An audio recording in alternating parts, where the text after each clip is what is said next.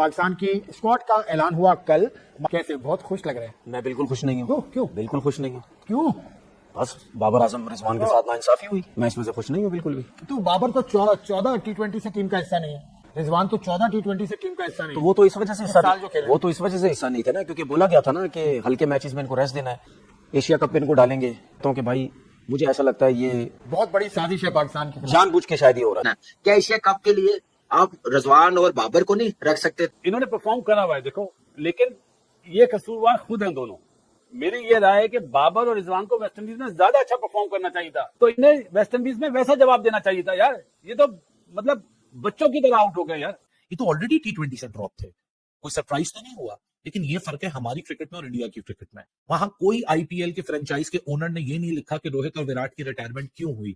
मतलब बाबर और रिजवान की ऐसी कौन सी परफॉर्मेंस है जो आपको दिख रही है, मुझे नहीं दिख रही। एशिया कप के स्क्वाड को लेकर जिस अंदाज से लोगों ने, मतलब आप ऐसा लग रहा है कि यार मतलब इनके बगैर जब क्रिकेट होगा नहीं या एशिया कप नहीं होगा। देखिए यार, रोहित और विराट ने बड़ी आसानी से ये फैसला किया कि यार हमने अब इंटरनेशनल क्रिकेट के अंदर हमारा, क्योंकि अब नए बच्चे आ गए, बड़ी बेंच आ गई है, तो उन्होंने इससे पहले कि यार बच्चे हमें दलील करने शुरू करें, हम बाहर हो जाए। मगर अब तो टाइम ही आ गया कि ये पिछली 3 सीरीज से बाहर है। उसके बावजूद ये बात की जा रही है कि जैसे ब्रॉडकास्टर ने कह दिया कि ये आएगा तो मैच एशिया कप का होगा, ना मैच ही नहीं होगा। मैं ये कह रहा हूँ कि जितनी परफॉर्मेंस उसने इंटरनेशनल क्रिकेट में T20 में दे दी है ना, कितना खेला? सुने तो 128 सुन तो लें, जितने भी खेला यार, जितने भी खेला दुनिया में दूसरे नंबर पे, बस ये ठीक है ना। दुनिया में दूसरा और नंबर, इस साल तो कुछ नहीं किया सर, और सुन लेना, उसने किसी 10 T20 मैचेस का हिसाब बता दूं, आप तो सुन तो लें, परफॉर्मेंस का दे नहीं रहे आप, नाम से खेलोगे क्या? सुन तो लें। बाबर आजम, ये जो टीम है ना, बाबर आजम के सामने बाबर आजम की अगर आधी परफॉर्मेंस भी टीम में आना चाहिए। अगर रोक सकते हो ना वर्ल्ड कप में, तो बाबर और रिजवान को रोक के दिखा लेना। ये आज मैसेज दे रहा हूँ, जो वर्ल्ड कप की टीम बनेगी वो बाबर और रिजवान के बगैर नहीं बनेगी, क्योंकि आपके प्लेयरों में दम ही नहीं है। जो ये टीम गई है ना, ये आधा तीतर आधा बटेर ऑलराउंडर्स लेके जा रहे हैं। आपका इतना बड़ा फेटा लगेगा। मैं इंडिया के मैच की तो बात ही नहीं कर रहा। इंडिया के मैच को छोड़ो, पाकिस्तान क्या श्रीलंका के अगेंस्ट अपसेट करेगा, अफगानिस्तान के अगेंस्ट अपसेट करेगा, ये 2 टीमें मेरे लिए। मतलब क्या ऐसा हो गया कि पाकिस्तान क्रिकेट में क्या मियादाद जैसे नाम, क्या इंजी जैसे नाम ये ड्रॉप नहीं हुए आज तक? ये कौन सा हमने मिजाज बना लिया कि नहीं, बाबर और रिजवान तो हमारी रेड लाइन है, सोचना भी मना है। 29 T20 आई हो गए बाबर आजम के, भैया 100 नहीं है। 26 इनके इनिंग टेस्ट की हो गई है और तकरीबन 22 से इनकी ओडीआईस की हो गई है। कोई नहीं, कुछ नहीं है, कुछ आया ही नहीं है। और फिर आप कहते हो यार कंपेयर करो विराट कोहली से। यार अबे क्यों उन्हें अपने छत पे ले जाओ ना, वहां खिलाओ ना इनको। पाकिस्तान पे क्यों पाल रहे हो?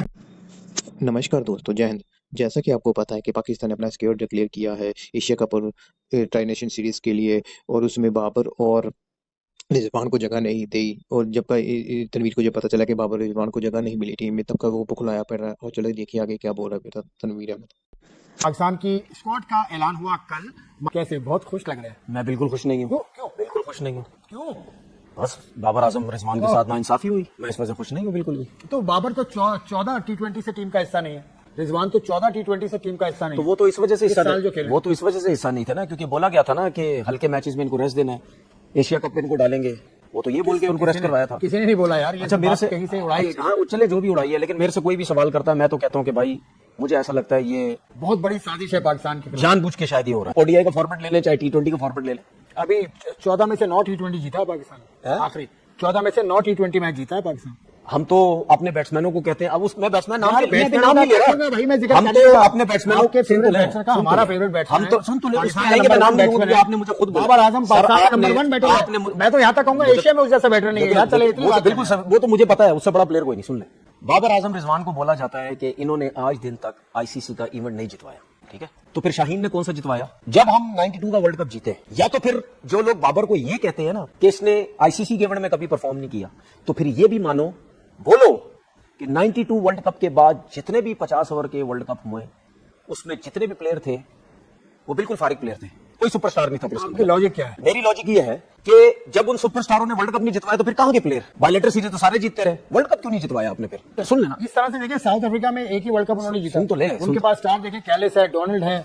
मैं ये कह रहा हूं कि जितनी परफॉर्मेंस उसने इंटरनेशनल क्रिकेट में T20 में दे दी है ना, कितने खेला? सुने तो सही, 128 सुन तो ले, जितने भी खेला यार, जितने भी खेला दुनिया में दूसरे नंबर पे, बस ये ठीक है ना? दुनिया में दूसरे नंबर, इस साल तो कुछ नहीं किया। और सुन लेना, उसने किसी और 10 T20 मैचेस का हिसाब बता दूं आपको। सुन तो ले, परफॉर्मेंस का दे नहीं रहे आप, नाम पे खेलोगे क्या? सुन तो ले, बाबर आजम, ये जो टीम है ना बाबर आजम के सामने, बाबर आजम की अगर आधी परफॉर्मेंस भी टीम में आना चाहिए, दुनिया का कोई भी बड़ा प्लेयर कह देना कि बाबर आजम को सही निकाला एशिया कप में, जो बोलेंगे मैं करूंगा। चलो ठीक है। इस टाइम पाकिस्तान टीम में बाबर और रिजवान से ज्यादा ना किसी की एवरेज है, 47 की एवरेज है रिजवान की, ठीक है, और ना किसी का स्ट्राइक रेट हो, बाबर का तकरीबन 40-41 का। मैं इनको इस वजह से बैक करता हूं कि भाई इनकी परफॉर्मेंस, हम क्यों इनके पीछे पड़ गए।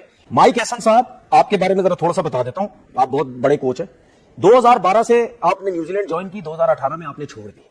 15 का वर्ल्ड कप का फाइनल भी खेला है। ठीक है, सुन लेना, 15 वर्ल्ड कप का फाइनल ठीक खेला है। है। बाबर आजम ने भी T20 वर्ल्ड कप का फाइनल खेला हुआ है, सुन ले। बाबर आजम का मुकाबला मेरे कोच पास से सारे, कर- मेरे पास मेरे कोच से मुकाबला मेरे क्यों पास कर रहे हो? मेरे ये- पास कोई जवाब ही नहीं ये है। मुकाबला सही नहीं। बाबर और रिजवान के बारे में ये बात करते हैं, गलत बात करते हैं कि ऐसा नहीं मैं तो नहीं करता भाई, ऐसा नहीं होता। मैं इसलिए माइक हैसन की बात कर रहा हूं और दूसरों की बात कर रहा हूं, तो भाई इनको भी फिर मानो नहीं, कोच नहीं है। नहीं, कोच ये बड़े कोच है, ठीक है, इनको मोहसिन नकवी साहब ने बड़ा चुन के रखा है। अगर बाबर या रिजवान किसी और कंट्री में हो ना, अगर वो उनको ये पता ना कि हमने इनके ऊपर इतनी इन्वेस्टमेंट कर दी है, वो कभी भी नहीं सोचेंगे ऐसे प्लेयर को टीम से बाहर करना, जैसे वो स्मिथ को नहीं सोचते, जैसे वो केन विलियमसन को नहीं सोचते, जैसे वो जो रूट को नहीं सोचते। ये ब्रांड बन चुका है। हाँ, लेकिन अब क्या करना है, T20 में रहकर बात करें। केन विलियमसन T20 का बड़ा प्लेयर नहीं है। तो फिर आकिब कोई बात जावेद नहीं साहब, मानो। फिर आकिब जावेद साहब, आप जो स्ट्राइक रेट की या माइक हैसन साहब आज स्ट्राइक रेट की बात करते हैं ना, तो फिर हर किसी बॉलर को बोलो मार नहीं खानी है आपने हर मैच में 4 आउट करके देने, आपने हर मैच में 5 आउट करके देने। ऐसा हो सकता है? वैसे ये लॉजिकल बात लगती है आपको? ये ऐसा हो सकता है हर मैच में, नहीं हो सकता, नहीं हो सकता। तभी तो मैं कहता हूं बड़ा कोच का मतलब ये नहीं उसको सब कुछ पता है। ये सही तरफ नहीं जा रहे हैं। आप बाबर आजम को भी खराब कर रहे हैं, आप रिजवान को भी खराब कर रहे हैं। बाबर अगर कमबैक्स कर सकता है, लेकिन बाबर गलत निकला गलत निकला नहीं, गलत, क्योंकि नहीं जाना चाहिए था। उसकी परफॉर्मेंस नहीं है ना भाई, ये नहीं परफॉर्मेंस उसकी। यार मेरी ये परफॉर्मेंस आखिरी, मेरी बात सुने, अगर आप 31 देखिए बात सुने भाई, 41 3 3 देखिए 32 मेरी बात 35 सुने, 13 इस टाइम तो ये तो उनकी देखिए परफॉर्मेंस सर, आपने बाबर आजम को स्ट्राइक रेट पे बाहर किया है, ठीक है ना, परफॉर्मेंस पे स्ट्राइक रेट पे आपने बाहर किया, परफॉर्मेंस से बाहर किया। सुन वनडे स्ट्राइक सीरीज रेट देखी आपने, स्ट्राइक रेट पे 37-09 सर आपने उसको स्ट्राइक रेट पे बाहर किया, रन बनाने तो से भाई उससे ज्यादा कोई भी किसी का स्ट्राइक रेट मुझे बता दे, कप्तान आपका 113 के स्ट्राइक रेट पे। दूसरी बात, ऑलराउंडर है, ठीक है, मोहम्मद आरिफ ने What an absolute outrage on the exclusion of Babar Azam and Mohammad Rizwan from T20 team. अच्छा, मुझे सबसे पहले समझ नहीं आ रहा कि किस बात का आउटरीच। बाबर आजम ना ड्रॉप हुए हैं, ना मोहम्मद रिजवान ड्रॉप हुए हैं, ना ही एक्सक्लूड किए गए हैं। They are not drop, they are not excluded, they are ignored, क्योंकि वो तो पिछली 2-3 सीरीज से है ही नहीं मौजूद। ये तो ऑलरेडी T20 से ड्रॉप थे, कोई सरप्राइज तो नहीं हुआ। लेकिन ये फर्क है हमारी क्रिकेट में और इंडिया की क्रिकेट में, ये फर्क है हमारे फॉर्मर क्रिकेटर्स में और इंडिया के फॉर्मर क्रिकेटर्स में। ये फर्क है क्रिकेट में ऑनेस्टी और अपने सिस्टम को इज्जत देना। वहां कोई आईपीएल के फ्रेंचाइज के ओनर ने ये नहीं लिखा कि रोहित और विराट की रिटायरमेंट क्यों हुई। मतलब बाबर और रिजवान की ऐसी कौन सी परफॉर्मेंस है जो आपको दिख रही है, मुझे नहीं दिख रही, पाकिस्तान क्रिकेट बोर्ड को नहीं दिख रही, और पॉलिटिक्स का नाम दे दिया गया। यानी नॉन परफॉर्मेंस पिछले 24 घंटों में पॉलिटिक्स में बदल चुकी है, यानी साजिश बताई जा रही है। अपने सिस्टम की इज्जत सबसे पहले, क्योंकि ये जो कंट्रोवर्सी हो रही है ना, इसमें मुल्क का नाम ज्यादा बदनाम होगा। जो भी बात करेगा वो पाकिस्तान क्रिकेट के नाम को पहले जरूर मेंशन करेगा। इस चीज की सैनिटी के साथ कोई खिलवाड़ नहीं है। मैं जिस विराट की बात कर रहा हूं, 29 टेस्ट सेंचुरियां, 60 double hundreds in test cricket, joint foremost है हिस्ट्री के अंदर। Most test wins as an Indian captain overseas with 16 wins. उन्हें बोला भाई साहब रियलिटी हूं मैं, सिस्टम ने बोला भाई अब नहीं हो पा रहा, आपका नहीं समझ आ रहा हमें, हम जूनियर्स में जाना चाहते हैं, खामोशी से बंदा साइड में हो गया। लेकिन जब फॉर्मर क्रिकेटर्स आके बोलना शुरू कर दें कि वो लंगड़ा है, वो 115 का स्ट्राइक रेट है, मतलब दुआएं की जा रही हैं हार जाएं, ये तो मतलब 10 दिन पहले हर दूसरे फॉर्मर क्रिकेटर से पूछो, कहता था कि नहीं जी पाकिस्तान में तो बाबर रिजवान की जरूरत ही नहीं, T20 में उसके बियॉन्ड देखना चाहिए। रोहित शर्मा जो दूसरा करेक्टर है, 2021-22 की इंग्लैंड सीरीज में इंडिया का बेस्ट बल्लेबाज, 368 रन, मैच विनिंग नॉक्स, 2021 में ओवल में सेंचुरी, जिससे ने आपको ट्रांसफॉर्म किया इंडिया का एक रिलायबल टेस्ट ओपनर। लेकिन टेस्ट में जब बताया गया, थैंक यू रोहित साहब, आपके बियॉन्ड देख रहे हैं, आपकी कैप्टनसी से बियॉन्ड देख रहे हैं, एक यंग लड़का आएगा उसको हम अगले WTC का साइकिल देंगे, वो भी खामोशी से साइड में हो गया। बाबर और रिजवान ने तो रोहित और विराट का आधा अचीव नहीं किया अभी तक।